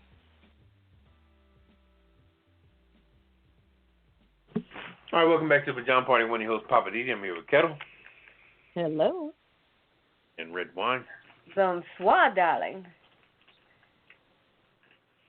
All right, we're going to take it to the next phase, which is Redwine doing her segment called I'm Just Saying. So take it away, Redwine. Okay, I'm just saying tonight, where is the compassion? Let's talk about those children that are left at the border and can't get reconnected to their parents. I cannot stop thinking about that 545 children at the border that were separated from their parents or their families. Now, some of these children have been in that detention area since all the way back to 2017. This is 2020, so that's like 3 years now. Some of these children have been detained for 3 whole years. Are you kidding me? And now the authorities are saying that they can't even get in touch with these children's parents. I really question how hard are they trying? And what was the plan from the beginning? Did they even have a real method figured out for how they were going to reunite the children with their families? I'm just saying, where is the compassion? When I hear Trump administration officials say things like, oh, the children are being very well taken care of, or saying things like, oh, they're living better here than they would have where they came from, I just wonder if they would have said those kind of things if these had been white American children being kept in detention, separate from their parents, somewhere overseas, some other country. If they had been treated the same way, some other country. Little white children, would they be acting like this? Would they be so callous and so cold and so lacking of compassion? Would there be such a blatant lack of compassion there? That's what I'd like to ask them. And one of these officials then claimed that some of these parents don't want their children. I'm not buying that one at all. I think it goes a lot deeper than that. One of the problems, is that once these parents were deported back across the border, that created a whole nother issue. Because if they can't get into the U.S. legally, they know that if they try to come back and they get caught, they're going to get deported. They're trying to get reconnected with their children. So if they can get their children, they're not trying to go back across the border heading south. They're trying to stay here in the U.S. They're not trying to be separate from their children. So to make a statement like, well, some of them don't even want their children, this kind of goes back to when Trump said, oh, well, Mexico sends the undesirable people here. First of all, I don't think the Mexican government sent anybody anywhere or any other country from south of the border. People came here because they were either trying to escape execution, prosecution, all kinds of, negative lifestyles, etc., and they were trying to seek a better life. That whole thing of the so-called American dream, people still want that. Whatever it may mean, that's what they try to, achieve. So to say that, oh, they don't want their kids, that's bull. I don't buy that at all. And even if people were to able to get back, or to be deported rather, how many of them actually survived it? Because there were people who risked their life trying to get to America. So when they got deported, I don't know what that journey was like. I wonder how many of these people are still living. Maybe that's why you can't get in touch with them, assuming you actually are trying. I'm still, not too sure if they're telling the truth on that. But why didn't Homeland Security or the Department of Health and Human Services have a better method of reconnecting the families before they separated them? You know what I'm saying? That's crazy. Why would you separate people if you don't know how you're going to put them back together? It's like they decided after the fact, oh, we separated them, now we got to figure out how to put them back together. That makes no sense. You can see it for yourself, the numbers, when you look at how many people have been separated and how many are still there. 545 children. Some of them been there since 2017. You can see that for yourself. This is not adding up. It is not compassionate. It is cruel. It is unusual. What is it? Cruel and unusual punishment? I cannot imagine that we as a nation are okay with this. Like I said, I think it was inhumane and a brutal tactic from the beginning. These kids are probably going to have all kind of emotional scars, anxiety, depression, all kind of things throughout their life. Separation issues.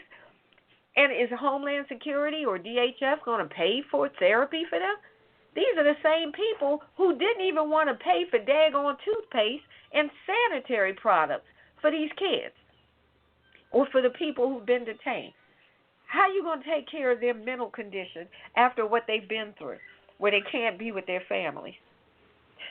This stuff just burns me up. This is Redwine, and I'm just saying, where is the compassion? These children and all the people that were detained could sure use some.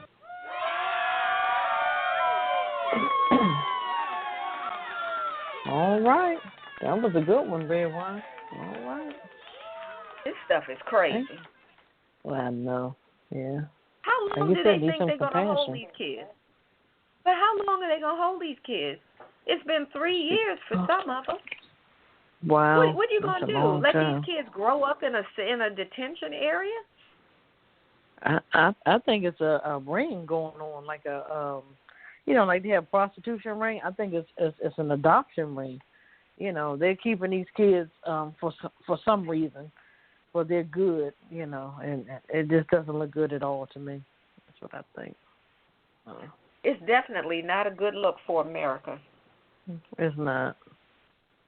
Not at all. All right. We're going to shift gears and go back to Poppa DD for Living for the City. You ready for us, Papa? Oh, yeah, we can take a little break for a minute. Okay, you need some fresh ice. Ducks lined up here. All right, well, let's do that. And we're coming back on the other side of the break with Poppa DD and Living for the City. Living just enough for the city. Okay, but why are we doing Stevie Wonder? I thought we were doing Pajama Party. Well, I was talking about my little one of my segments of Living for the City. Join the party. Now you ride me. That's every Friday night at 9. Pajama Party. No clothes allowed. Ketel and Redwine step on my parade. I had the mic first. And they're coming in just trying to, It's my turn. Now she gonna sing. What number call? Yeah, call us at 914 803 4306 and press 1. And press 1 to be put into the queue. And say what you have to say. You can read off what we're talking about. Come up with a new subject of your own. We're hear from you. We're liberal. We're easy. Eastern time. Eastern time. We're here at 9 p.m. Friday nights. That's 6 o'clock. 6 o'clock. West Coast. And maybe 7 o'clock in the mountains or in the 7 in the mountains. around 8 Michigan. o'clock Central. Michigan and New Orleans and all that. We're like an hour back. Yeah, but 9 o'clock on the East Coast. 9:15 CP time. CP time 9:15. Don't be late when you listen to us. It is 9 o'clock on the dot. That's right. Every Friday night. We'll see you there. Goodbye.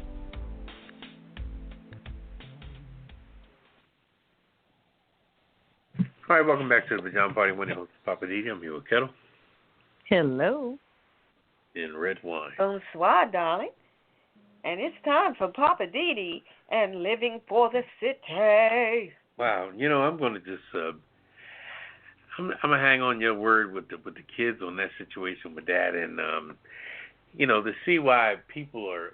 I tell you, you have to understand where America stands. We a lot of times when you look at stuff, I mean, it's kind of died down now because generations have passed on and things have been eradicated completely. So really, they couldn't do it or can't go further, but.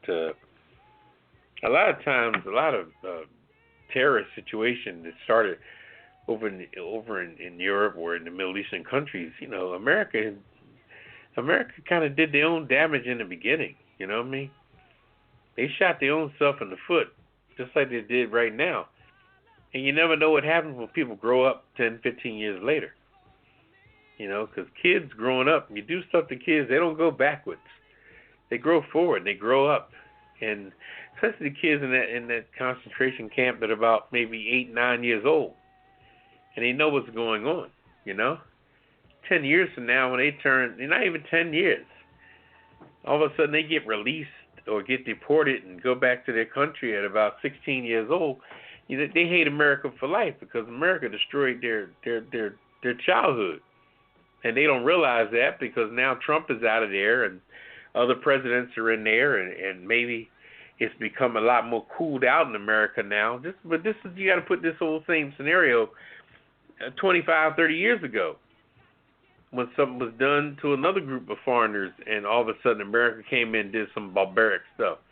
Way back during the days of J. Edgar Hoover, when they were also dogging black folks and dogging Martin Luther King, but they were also doing stuff to the people overseas and kicking them around and all this jazz, just believing that this is a white nation. And so it all go to show you that later on in life, man, people don't forget.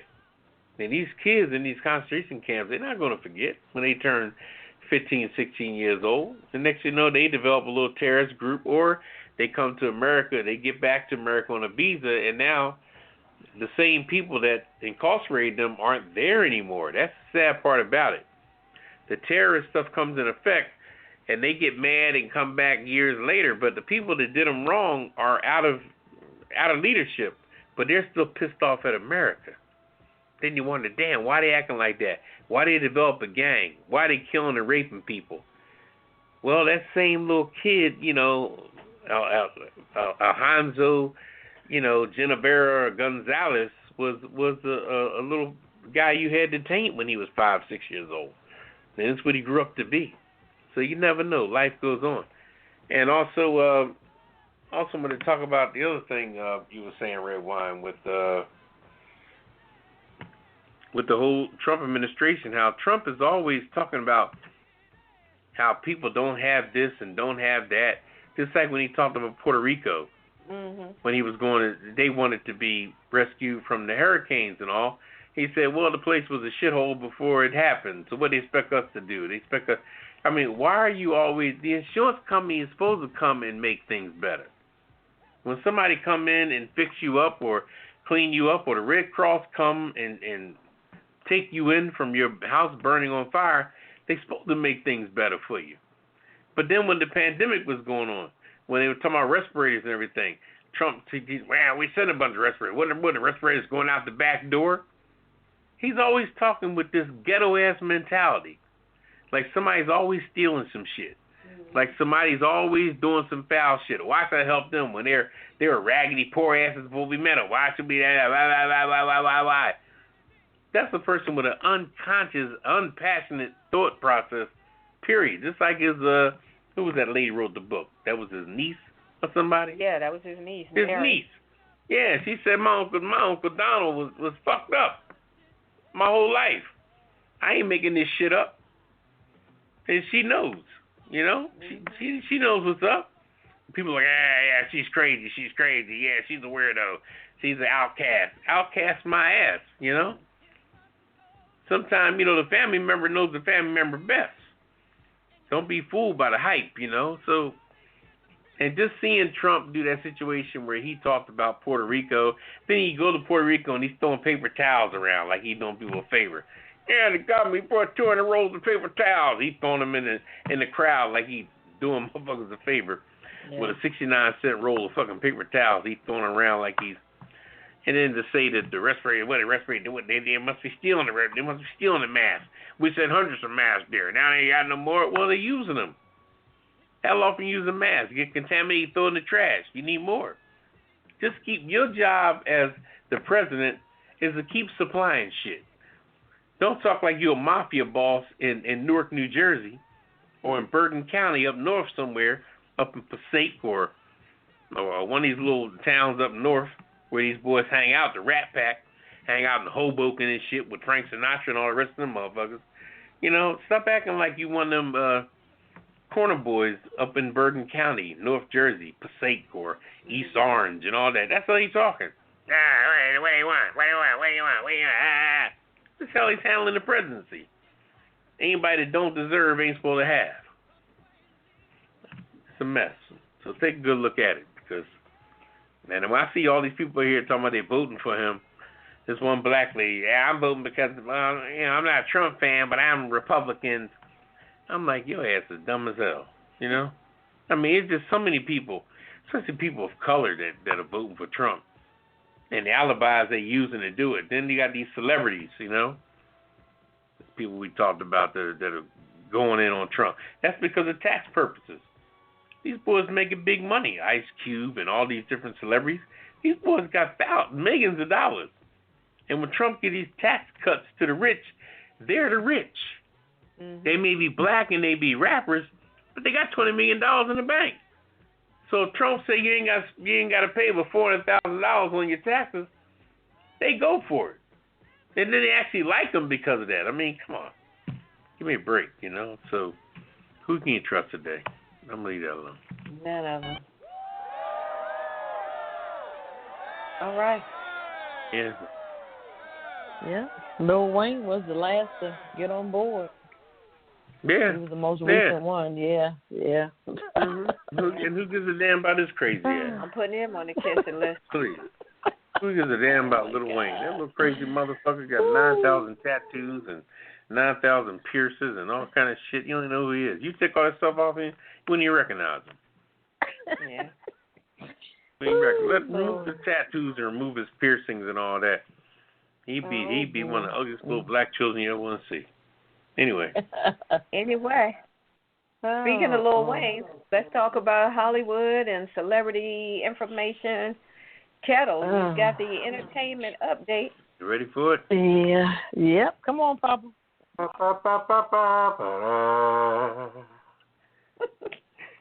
Right. Thank you, Poppa DD. What we got? Give me a short. All right, go for it, Okay. Meghan Markle is in the news. She has successfully bid to have her trial against the Mail on Sunday, published back in the fall of 2021. So, if you guys don't know, this publication had released a letter that she sent to her dad. They had publicized the particular letter. I'm not sure if they publicized everything about it, but she's trying to, I guess, sue them because of that fact. And they had pushed the date back to 2021 of October. So, she's busy doing other things. So the court granted her that, Also, LeBron James is collaborating with CNN Films to produce a documentary on the 1921 Tulsa Race Massacre. LeBron James is hoping to shed some light on a tragedy that has been largely absent from the American history books. If you guys don't know about the 1921 massacre, it happened when mobs of white residents, many of them deputized and given weapons by city officials, attacked black residents and businesses of the Greenwood district in Tulsa, Oklahoma. And this happened back in 1921. It included a 35-square block. Wall Street. Right, 35-square block of the district, at the time the wealthiest black community in the United States, like you said, known as Black Wall Street.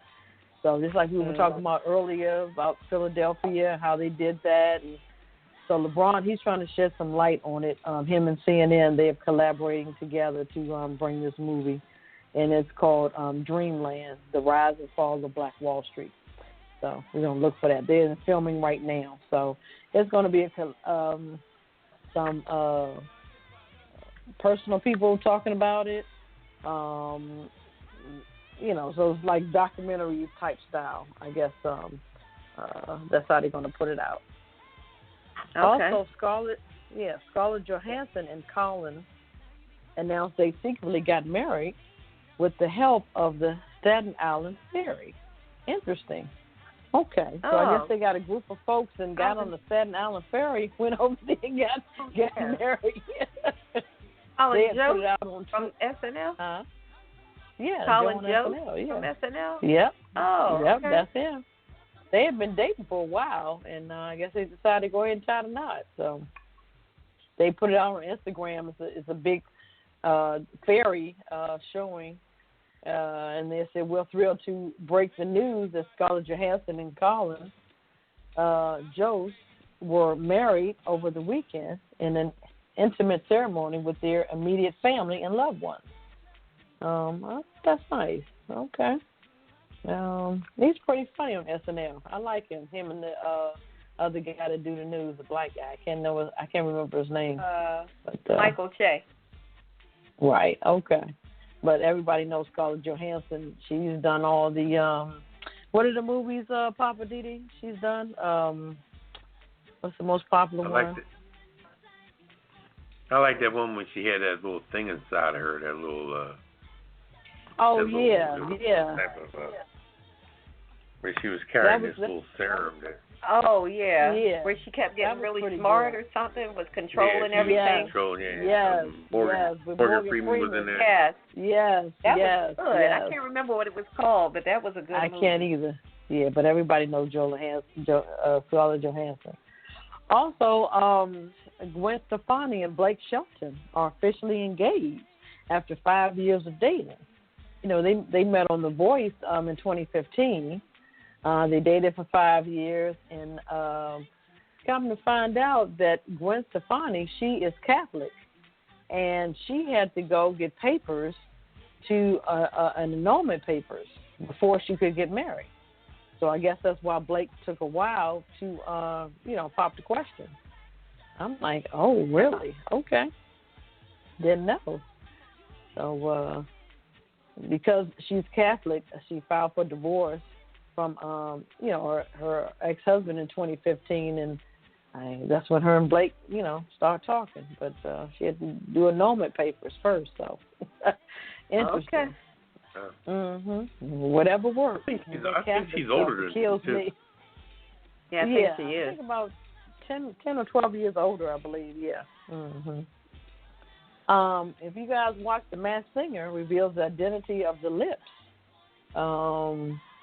Do you guys know who it was? Have any idea? I do, because I watched that crazy show. What do you think, lips? Papa? Who the lips? The lips. on the character Masked of the lips. I don't know. I'm gonna give you a hint. How you doing? It's your girl. Yes. How you doing? Wendy Williams. Okay. Wendy Williams. Talk show host, who's the latest celebrity revealed on the Fox Masked Singer. She said this is one of the hardest things she's ever done. But I mean, you can kind of tell from her voice and her trying to sing, because she can't sing worth a jiggity jack. She can't. Not at all. But she was actually singing. She was trying to sing.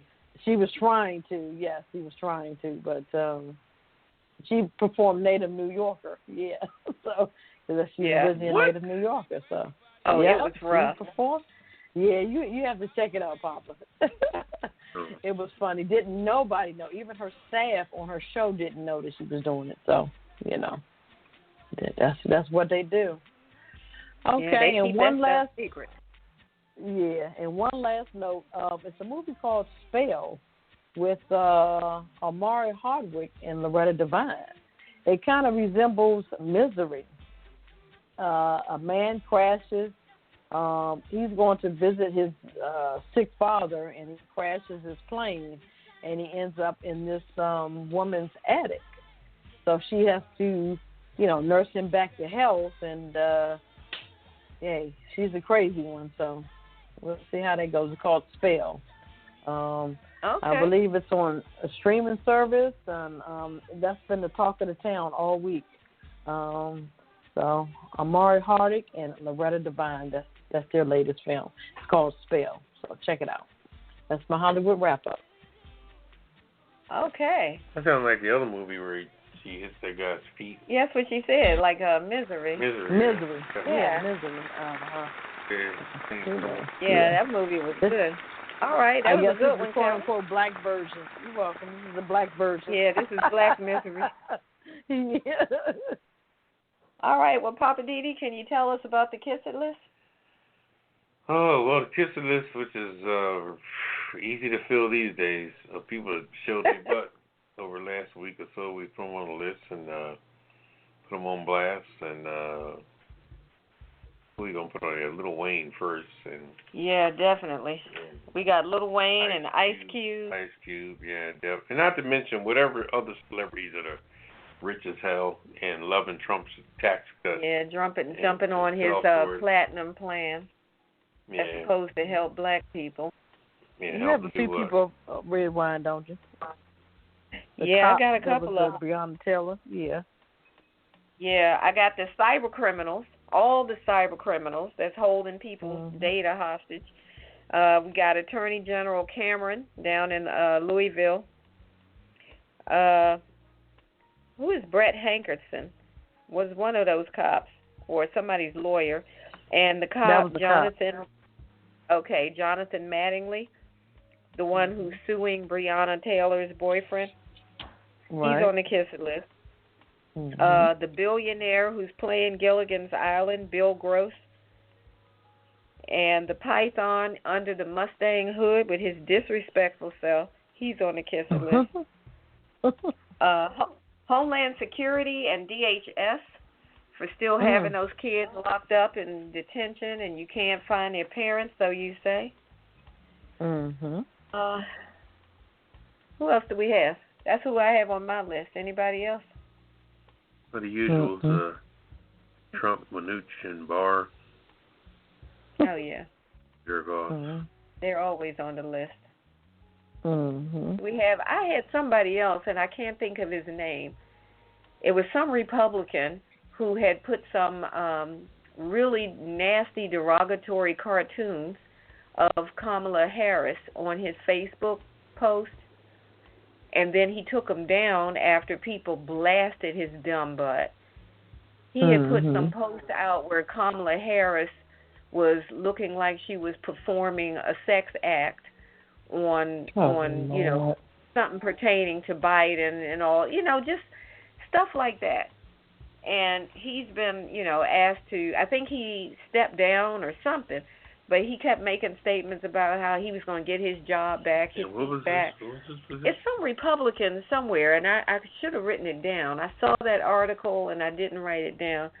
But whoever that jerk-off is, he's on the kiss it list. Anybody else? That's everybody? That's it for this week. Well, we have a special award for everybody on this week's Kiss It list, and here it is. My entire ass. Kiss my Irish ass. You better kiss my Irish ass. This world can kiss my ass. Kiss my ass. You can just kiss my ass. Baby, you can just kiss my ass. Oh, you can kiss my country ass. I said if you got a problem with any of that, you can kiss my natural born redneck to the bone, ever-loving country ass. That's right.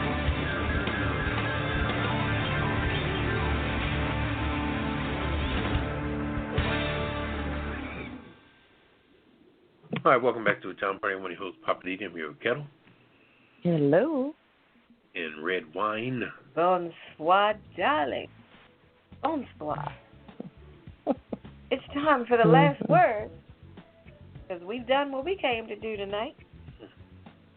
What's your last word, Poppa DD? My last word is that we're definitely coming to the end of an era.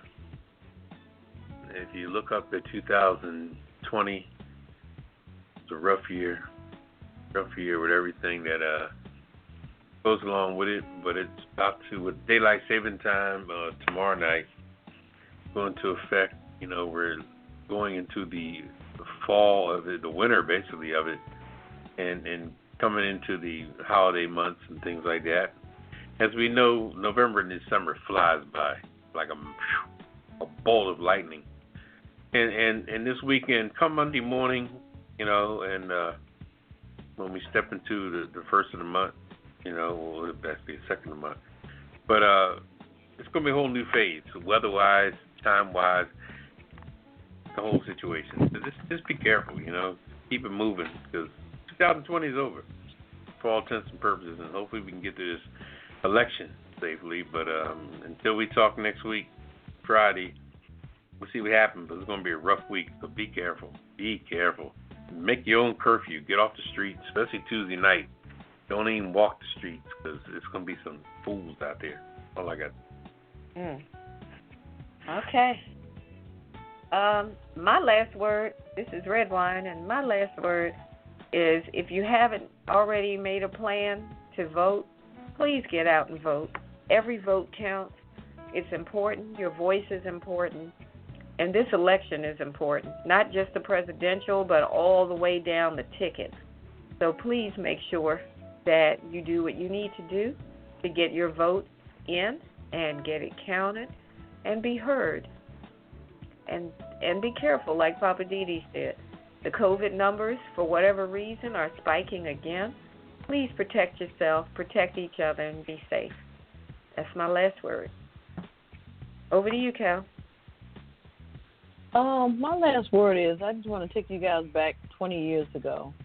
I remember the year 2000 when it first came about after 1999, and the year 2000 came. Everybody was rushing out to get water and just crazy stuff we were doing, and nothing happened. My word to everybody now is, what is important to everybody now? We have to go rush out and go do it, and the word is vote. So if you haven't voted, let's get out there and go vote, because this is 2020, and just like the year 2000, we need to make this of the urgency of importance. If you haven't never voted in your life before, go get the experience and go do it. So that's my last word. Amen. Yeah, we're going into a whole new decade. Hear me? Yeah. Whole new decade. Yeah. New decade starts January 1st. We'll be in, as they call the 20s. We said the 80s, the 90s, the 2000s, and now we're in the 20s, the 2020s. And this is when everybody's growing up. Everybody was born in the year 2000, 20 years old. So, Yep. Let's get it done, people. Get it done. Slow down. Be careful. Yep. All right. Well, we're going to get on out of here. We do thank everyone for hanging out with us tonight. Shout out to all of our callers and listeners and our parent company, DC Homegrown. We do thank you so very much. And that's a wrap. Yeah, it's a wrap. Say goodnight, Poppa DD. Good night, everybody. Say goodnight, Ketel. Good night. And good night from Redwine and the crew. We'll do it again next Friday night. We're out. Initiating shutdown sequence. Is it all over, Rock? I guess so. I bid you farewell, arrivederci, sayonara, and all that sort of jazz. Well, I say when you gotta go, you gotta go. Well, good night. Yabiko. Sana. I regret to announce this is the end. I'm going now. Good night, and good luck. Was it as good for you as it was for me? Now give me a kiss and say good night. Good night. Good night. Thank you. Goodbye now. Goodbye. Goodbye. Thank you. Goodbye. Thank you for attending our show, and good night. Pajama Party, growing sexy, throwing a party. Pajama Party Crew, keep it real for you. No clothes allowed. Pajama Party, growing sexy, throwing a party. Pajama Party Crew.